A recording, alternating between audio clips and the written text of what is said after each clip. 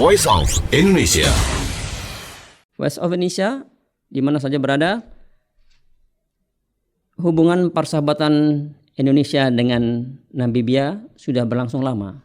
Sejak negara itu merdeka tahun 1990, tidak berapa lama kemudian Indonesia membuka hubungan diplomatik dengan Namibia. Terkait dengan hubungan persahabatan dan potensi kerjasama Indonesia dengan Namibia, telah ada di hadapan kita Bapak Duta Besar RI untuk Namibia, Wisnu Edi Pratikno. Selamat sore Pak, selamat pagi. Selamat pagi di Windhoek, selamat siang di Jakarta. Oke, gitu Pak. Ya Pak, ini mengenai hubungan kerjasama Indonesia dan Namibia kan sudah terjalin sudah lama nih Pak ya. Apalagi negara Namibia itu adalah negara yang muda untuk ukuran Afrika. Dan menyangkut untuk hubungan diplomatik yang ke-33 tahun antara Indonesia dengan Namibia, bisa diceritakan sedikit Pak, bagaimana yang telah dilakukan oleh pihak Indonesia terhadap Namibia dan juga persahabatan kita dengan Namibia ini Pak? Jadi memang tadi yang disampaikan benar bahwa Namibia itu merdeka 1990, jadi relatif muda. Kemudian tahun 91 kita menjalin hubungan diplomatik. Resmi kantor itu mulai sudah dijajaki dari 91, resmi dibuka 92 sampai sekarang ya. Jadi sudah 30 tahun lebih lah hubungan kita selama ini berjalan cukup baik. Penduduk di Namibia ini hanya 2,5 juta. Secara keseluruhan luas wilayahnya sebesar Kalimantan kita. Jadi memang tidak banyak ya. Ini tantangannya banyak. Tapi apa yang telah dilakukan oleh Indonesia selama ini, ya kalau dari segi volume ekonomi, dari sudut pandang ekonomi, umpamanya volume dagang kita itu tertinggi hanya 28 juta tahun 2017 kira-kira gitu. 2020 ketika COVID turun drastis di bawah 10 juta, sekarang merangkak sedikit demi sedikit naik kembali di sekitaran 10 juta dolar ya. Dari segi politik ya beberapa kali pejabat Namibia berkunjung ke Indonesia dan sementara dari pihak Indonesia hanya Presiden kita Pak Soeharto di tahun 97 itu melakukan kunjungan kenegaraan ke Namibia, dan di antara sejak tahun itu hanya beberapa pejabat tinggi kita yang berkunjung ke Namibia, tapi pejabat tinggi dari Namibia beberapa kali melakukan kunjungan kerja ke Indonesia. Dari segi sosial budaya yang tadinya kita tidak banyak kegiatan di sejak 2021 kita telah menjalin beberapa kerjasama antar universitas ya. Yang paling lama itu adalah Universitas Gadjah Mada dengan Universitas Namibia itu sejak tahun 2007 sudah dirintis, kemudian MOU-nya ditandatangani 2009, dilanjutkan dengan beberapa proyek kerjasama. Dan akhir-akhir ini kita memperkaya dengan beberapa kerjasama atau MOU yang ditandatangani antara universitas di Namibia juga dengan universitas di Indonesia seperti dengan Parahyangan dengan Universitas Namibia, kemudian Universitas Telkom Bandung dengan Universitas Sains dan Teknologi di Namibia juga, dan ada beberapa. Di samping itu juga ya kita juga melakukan kegiatan-kegiatan lain ya, seperti ya sesuai arahan dari pusat begitu ya, kuliner, diplomasi budaya dan sebagainya. Ini yang kita kerjakan selama 3 tahun terakhir saya memimpin kantor ini. Cara saya sementara begitu. Gitu Pak. Itu tadi dikatakan ada kerjasama dengan UGM dan Universitas Namibia. Itu di bidang apa Pak? Maksudnya dalam apakah pertukaran pelajar? Di bidang apa? Apa mereka semuanya datang ke sini, semua fakultas mereka ikuti atau hanya beberapa tertentu saja Pak? Waktu itu inisiatif dari UGM dengan Universitas Namibia ya, itu membuat proyek kerjasama padi di beras ya, pengembangan padi lah gitu. Jadi Rice Development Project di wilayah utara Namibia. Namibia ini secara geografis ini agak beda dengan beberapa negara lain. Jadi setengah ke utara itu lebih hijau, tapi setengah ke bawah itu kering, gurun. Ya, jadi memang proyeknya kemudian di 2022-2023 kemarin UGM setelah sekian tahun vakum dari 2000, karena proyek beras itu 2009 sampai 2011, kemudian sempat terhenti, kemudian ada beberapa proyek ya kayak semacam seminar internasional dan sebagainya, itu mereka hadir, berkunjung dan sebagainya. Tapi di 2022 itu ada proyek pengembangan tissue culture, ya, tissue culture juga di pertanian. Dan ini kita akan lanjutin karena ini terkait dengan masalah pengembangan biji-bijian di bidang pertanian. Namibia sangat membutuhkan proyek-proyek seperti ini dan kita bisa memberikan pelatihan seperti hal ini. Gitu Pak. Tadi Bapak mengatakan ada beberapa sektor perdagangan dari hubungan kita ini mengalami penurunan ketika ada COVID ya Pak. Itu sektor apa saja Pak yang kita lakukan kerjasama perdagangan dan ekspor Indonesia ke Namibia itu apa, dan Namibia ke Indonesia apa, dan apa yang paling dominan itu apa Pak di situ Pak, sektor ekonominya perdagangan Pak? Kalau dari Namibia ke Indonesia yang dominan itu sementara adalah di kurma muda, itu paling besar. Dan sementara produk-produk Indonesia yang masuk ke Namibia itu mie instan salah satunya yang cukup, kemudian makanan kayak biskuit dan sebagainya itu juga cukup masuk, dan selebihnya masuk tidak secara langsung yaitu melalui Afrika Selatan ya, seperti santan, produk makanan lah. Kalau untuk yang lain-lain ya itu seperti kayak sepatu Nike ya, tentunya atas nama Nike tapi made in Indonesia dan beberapa produk lainnya. Jadi kita tidak bisa bilang itu salah satu, mungkin juga dari, kemudian kayak kendaraan itu juga ada. Tapi umumnya Namibia ini masih sangat ketergantungannya kuat dengan Afrika Selatan. Jadi kita produk-produk Afrika Selatan jauh lebih dominan di Namibia. Untuk kita sendiri mengekspor ke sini ya ada produksi ikan, tekstil tadi, mie instan khususnya dari PT Indofood, ya Indomie. Tentu Indomie sudah cukup dikenal di Afrika ya, di Nigeria dan beberapa negara lain, termasuk Namibia ini diimpor langsung dari Indonesia. Nah, kalau ekspor dari Namibia ini sebetulnya negara tambang, menghasilkan banyak tambang. Nah, untuk ekspor sedikit, yang utama dari sini adalah produk-produk dairy products sama kurma ya. Jadi makanya mendorong pengusaha kita untuk ke sini memang masih belum bisa maksimal ya. Karena satu, dengan alasan penduduk yang terlalu sedikit, kemudian daya beli yang tidak terlalu besar. Nah, ini yang menjadi tantangan buat kami dalam melakukan promosi atau diplomasi ekonomi secara keseluruhan. Oh gitu Pak.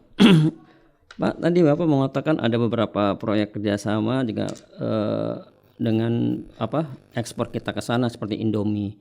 Indomie memang atau produk seperti itu mie instan. Memang mie instan Indonesia terlebih terkenal di Afrika ini ya Pak ya. Tapi malah infonya malah yang terkenal malah di buatan Nigeria apa Singapura gitu infonya, yang benar gimana ya. Nah terus bagaimana nih Pak untuk mengubah image bahwa ini loh Indomie atau mie instan ini buatan Indonesia dibanding bahwa itu produk dari bukan non Indonesia ini sendiri. Saya tidak tahu persis sejarahnya kalau bicara produksi Indomie di Nigeria, karena saya tahu bahwa dari PT Indofood itu punya perwakilan orang yang ditaruh di Afrika Selatan dan di Nigeria mungkin ya. Itu memang ada pabrik Indomie sendiri di sana yang didukung oleh PT Indofood kita, dan juga seingat saya ada juga di Kenya dan Ethiopia ya. Jadi ada beberapa pabrik termasuk investasi Indonesia di Afrika lah. Di samping kita telah menjual barang-barang industri strategis ke beberapa negara Afrika, termasuk pembangunan infrastruktur di beberapa negara juga. Tapi ini untuk Namibia ini memang belum ya. Kami sedang mendorong bagaimana Indonesia juga melakukan investasi, karena di sini investasi khusus di produk makanan juga mereka membutuhkan, tetapi banyak pertimbangan-pertimbangan yang harus dilihat mungkin oleh perusahaan Indonesia sehingga belum dianggap belum cukup memenuhi syarat gitu ya, sehingga mereka belum bisa melakukan investasi di Namibia. Tapi kalau untuk di sektor pertambangan sebetulnya ini peluang yang cukup besar. Satu itu adalah timah, ya, produksi timah, karena kantor PT Timah kita juga punya kantor di Nigeria, punya usaha di sana cukup besar, dan ini akan mencoba lagi di Namibia. Ini masih dalam penjajakan, kita tunggu nanti perkembangannya seperti apa ya. Kemudian mereka juga punya lithium, ya. Kita kan ingin membangun industri baterai misalnya. Di sini juga punya lithium, ya. Teman, hanya itu lagi kita perlu mendorong untuk melihat sendirilah pengusaha kita di sektor lithium ini seperti apa. Dan baru-baru ini Namibia juga menemukan minyak yang menurut informasi depositnya cukup besar, tambang minyak di lepas pantai. Ini juga bisa menjadi salah satu daya tarik untuk investor Indonesia melakukan bisnis di Namibia ke depannya. Karena kita, ya kebetulan saya juga merangkap Angola dulu.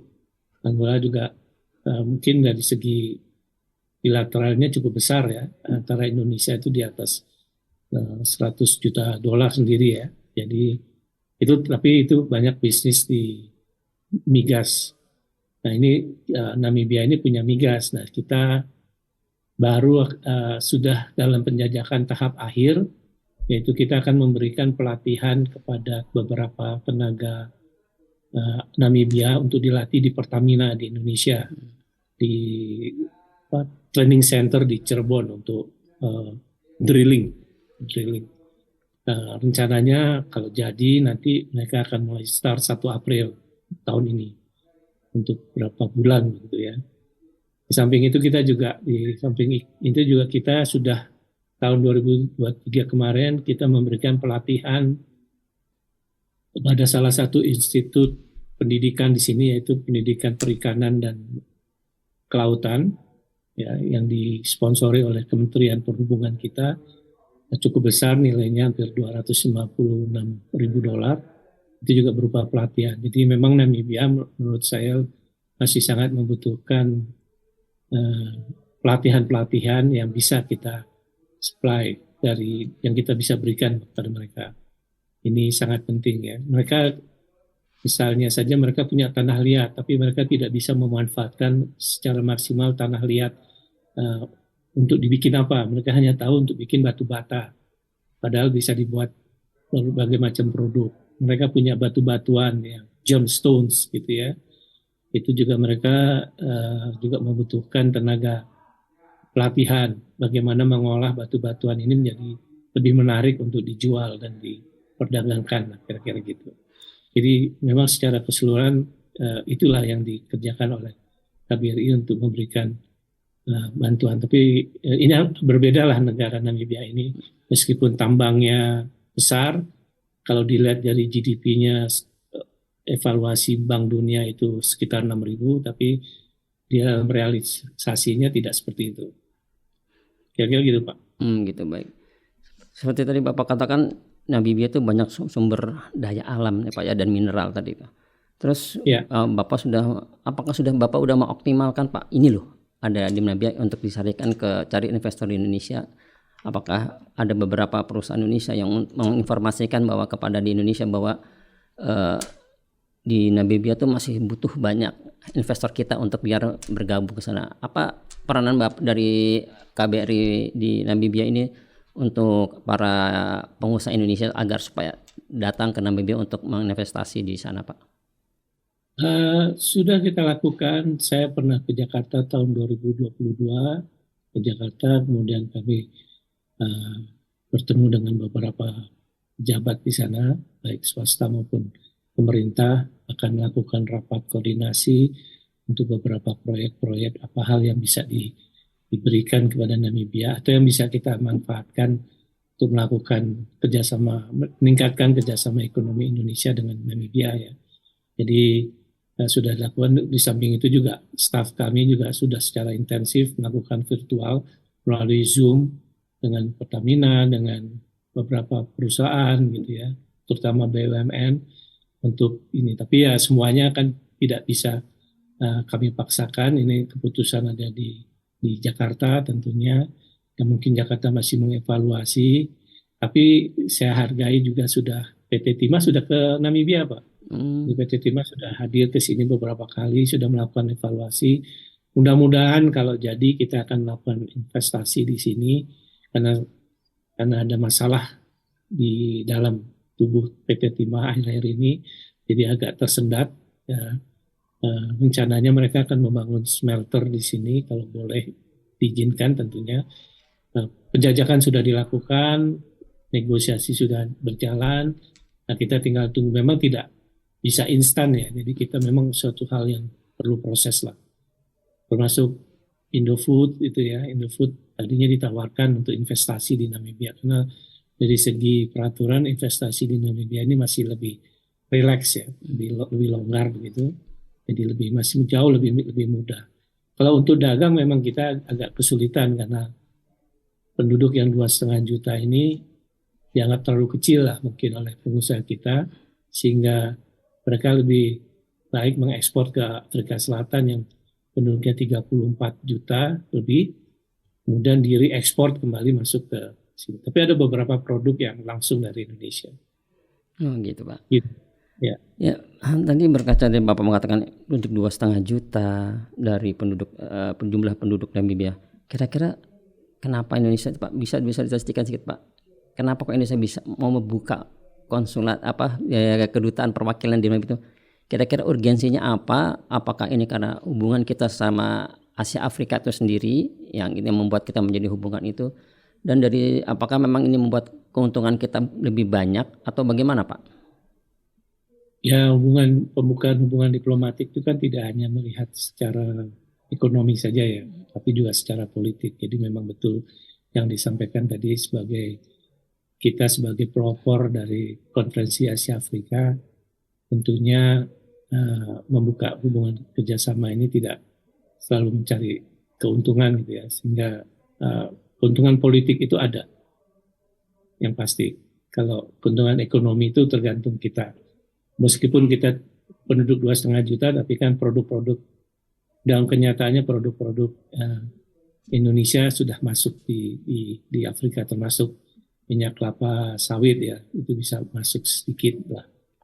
Meskipun tidak diimpor langsung dari Indonesia, tapi beberapa pengusaha kita juga sudah mulai menjajaki dan melihat potensi Namibia ini.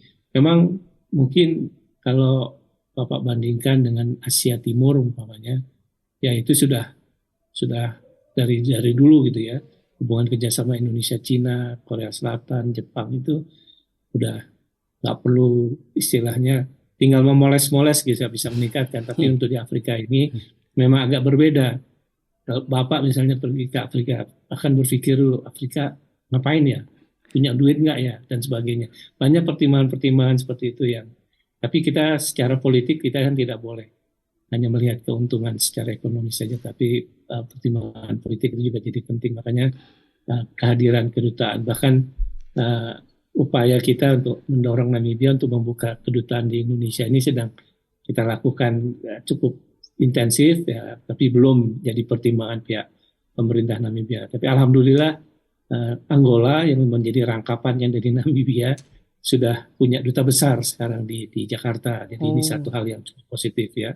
Jadi Angola sudah akan buka kapan buka resminya saya belum dengar, tapi duta besarnya sudah diterima, sudah menyerahkan surat kepercayaan kepada Presiden kita Pak Joko Widodo. Jadi sudah resmi akan membuka kantor dan mereka menutup kantornya di Singapura, pindah ke Indonesia kan begitu ya. Jadi ini plus minus lah ya. Jadi tidak bisa dilihat bahwa kedutaan hanya dilihat dari segi keuntungan ekonomi saja. Gitu. Baik Pak, Ini Pak, ada bulan Mei mendatang Indonesia akan menyelenggarakan Indonesia Afrika Forum nih Pak yang kedua.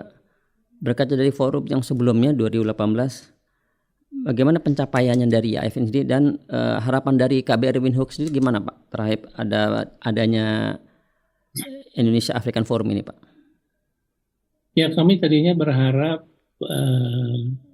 PT Timah bisa menyelesaikan tugasnya untuk melakukan investasi. Jadi ini hal yang cukup positif buat kita di mata masyarakat Namibia ya.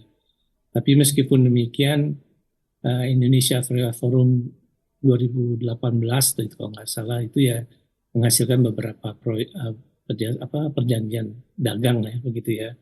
Tidak besar jumlahnya, tapi kita menghasilkan. Tahun ini IAF kedua rencananya kami juga mendorong untuk bisa melakukan kontrak-kontrak dagang yang baru, tapi memang bukan tugas yang mudah, kita tetap akan maksimalkan. Tapi karena IAF ini untuk Afrika itu berbeda pendekatannya dengan ke Eropa ya. Kalau Eropa kita berjualan lebih mudah, mereka bisa beli, tapi kalau di Afrika ini susah-susah gampang ya, tidak. Kalau dibandingkan Senegal misalnya bisa beli kereta api, kita juga sudah tawarkan ke Namibia, ke Angola, tapi kalau mereka belum naruh interest ya memang tentunya akan sulit ya. Tapi IAF ini kita berharap lebih kepada kerjasama pembangunan. Kerjasama pembangunan yang sifatnya pelatihan tadi Pak. Ya, pelatihan itu mereka nggak punya SMK, jadi mereka umpamanya begini. Contohnya mereka adalah negara penghasil daging gitu ya. Mereka ingin ekspor daging ke Indonesia. Ya, saya bilang kalau mau ekspor paling tidak dagingnya harus halal. Nah mereka nggak paham halal itu seperti apa. Jadi kita harus memberikan dulu input bahwa daging halal itu seperti apa. Di sini ada beberapa yang daging halal tapi itu sifatnya privat ya, bukan. Mayoritas sana non Muslim ya? Bagaimana? Mayoritas sana non Muslim ya? Muslimnya hanya sekitar 7.000 orang plus minus, jadi dari 2.600.000 penduduk.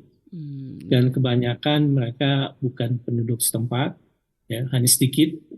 Kebanyakan adalah pendatang dari beberapa negara di sekitar Afrika. Jadi kalau kita tadi bicara masalah dagang untuk produksi daging gitu ya, dan mereka nggak punya gitu misalnya SMK pertanian itu nggak ada, adanya kursus. Nah ini kita menawarkan hal-hal seperti itu, beasiswa misalnya, dan mahasiswa yang bisa kita berikan pada mereka. Ini yang buat mereka mereka mungkin peran Indonesia lebih banyak di bidang seperti ini. Kira-kira gitu Pak. Oh gitu Pak. Ini saya dapat baca berita ini Bapak belum lama bertemu dengan Direktur World Food Program PBB dan beberapa pejabat Kemlu Pak. Bisa diceritakan Pak membahas tentang apa dan hasilnya apa tuh kira Pak pertemuan Bapak yang kemarin itu Pak? Mengenai World Food Program dan FAO ini sebetulnya begini. Ini kembali yang saya sampaikan tadi, yang saya garis bawahi adalah mengenai pelatihan. Jadi mereka itu WFP ini punya proyek pertanian, khususnya memberikan pelatihan kepada tahanan. Ya, para tahanan itu diberi pendidikan pelatihan di sektor di bidang pertanian, khususnya bercocok tanam lah kira-kira gitu.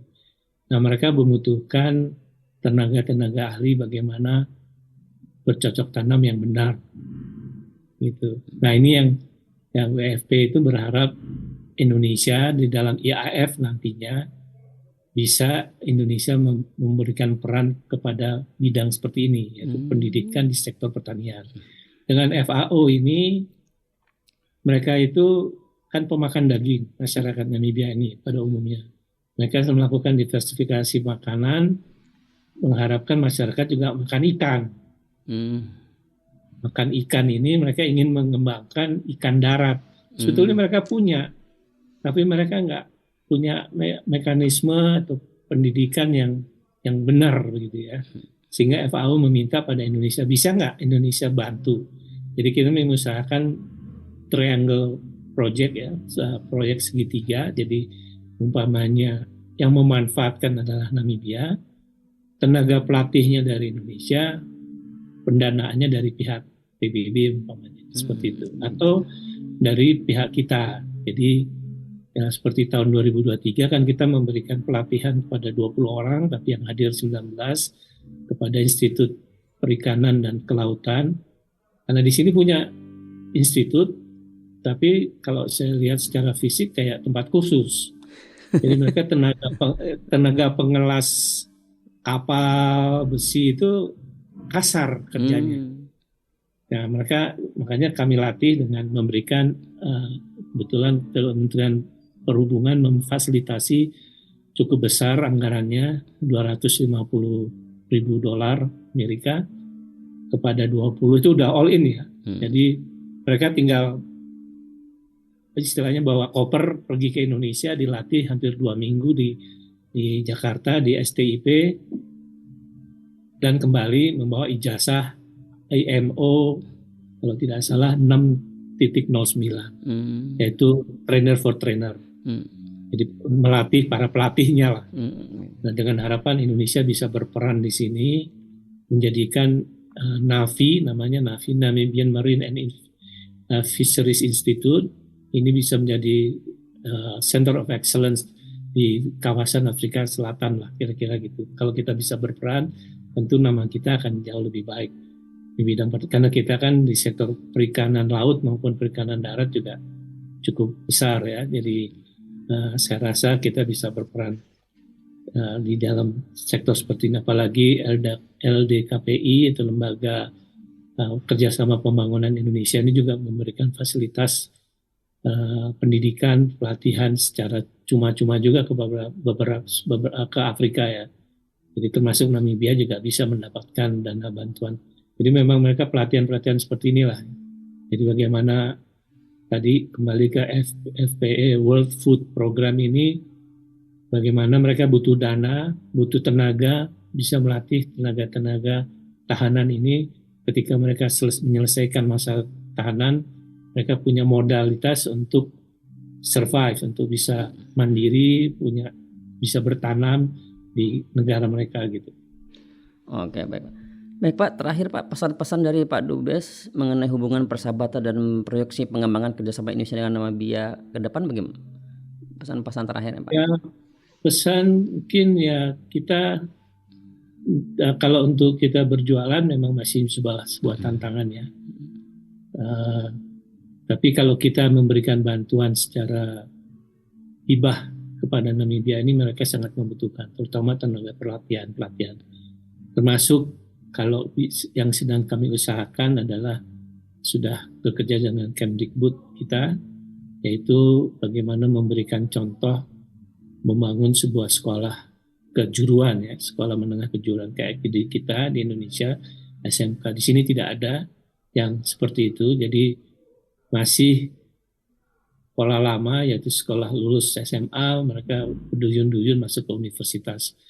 Karena generasi muda mereka cukup besar, sekitar 55% juga, dan penganggurannya juga besar, jadi ada beberapa terakhir dalam media setempat mengatakan kita berijazah tapi tidak punya pekerjaan gitu. Nah ini mereka bagaimana mereka bisa memberikan lapangan pekerjaan, jadi tidak hanya pada masuk ke universitas tapi lulus SMK sudah bisa bekerja seperti di Indonesia, sehingga bisa mengatasi masalah pengangguran yang relatif cukup tinggi di sini. Baik Pak, terima kasih atas informasinya terkait dengan hubungan persahabatan Indonesia dengan Namibia.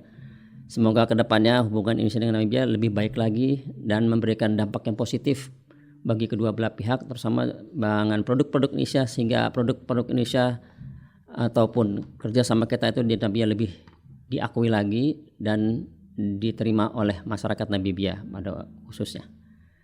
Terima kasih Pak. Semoga Bapak bisa juga mendoakan, bisa mendorong pengusaha Indonesia untuk hadir di Afrika lebih banyak. Siap, sehingga Pak. bisa mendorong ekonomi Indonesia masuk ke Afrika. Terima kasih Pak atas informasinya.